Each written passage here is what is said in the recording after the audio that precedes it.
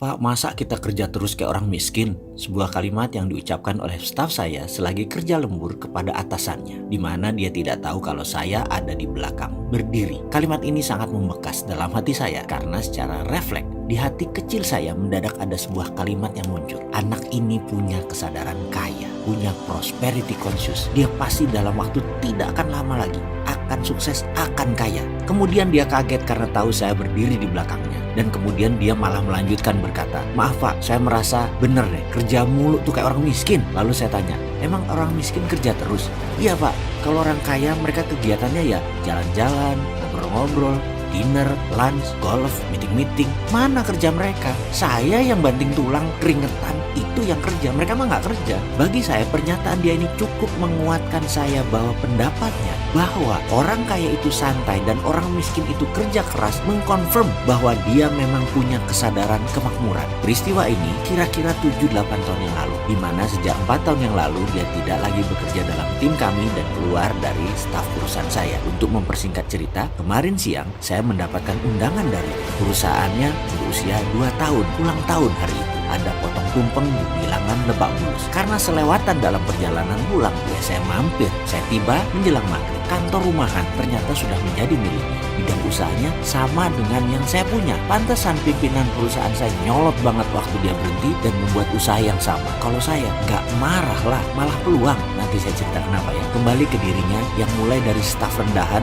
punya aset dan bisnis jalan seperti ini. Saya kagum. Tapi saya nggak heran karena sejak 7 tahun yang lalu saya sudah tahu dia punya prosperity conscious. Kemakmuran baginya adalah kepastian. Itulah attitude-nya yang nempel pada dirinya. Hanya kita pengen tahu ke depannya, dia ini ban putih, ban hijau, atau ban hitam level prosperity conscious-nya. Yang pasti dia bisa naikkan levelnya. Dan yang lebih penting lagi, dia sudah punya attitude kaya.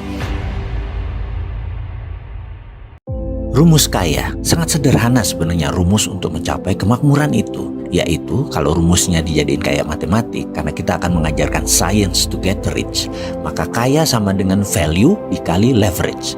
Value adalah nilai kita, nilai orang terhadap diri kita, label orang terhadap kita. Jadi nilai bukanlah harga yang kita pasang untuk diri kita, tapi nilai yang orang lain sematkan kepada diri kita. Value atau nilai, caranya bagaimana untuk meninggikan supaya berharga? Caranya dengan membangun nama, brand. Kita membangun citra diri kita. Pertanyaan berikutnya, cara cepat terkenal, dipercaya, dan disukai itu bagaimana sih? Jawabannya, tidak ada cara cepat untuk terkenal, percaya, dan disukai. Tidak ada. Gak ada yang namanya cara cepat membangun value. Yang ada adalah cara benar membangun value. Begitu dengan cara yang benar kita mengerjakan, maka value kita akan cepat naik. Lalu ada hal yang namanya momentum. Begitu caranya udah benar, yang kedua adalah kita menunggu momentum. Tanpa momentum, kita sulit cepatnya, walaupun udah caranya benar. Dan momentum itu by design. Contohnya begini, kita lihat Gojek, GrabCar, Uber, Airbnb. Apakah cepat membangunnya? Tidak, namun cara mereka benar. Sambil menunggu momentum. Misalnya Gojek, momentumnya kapan?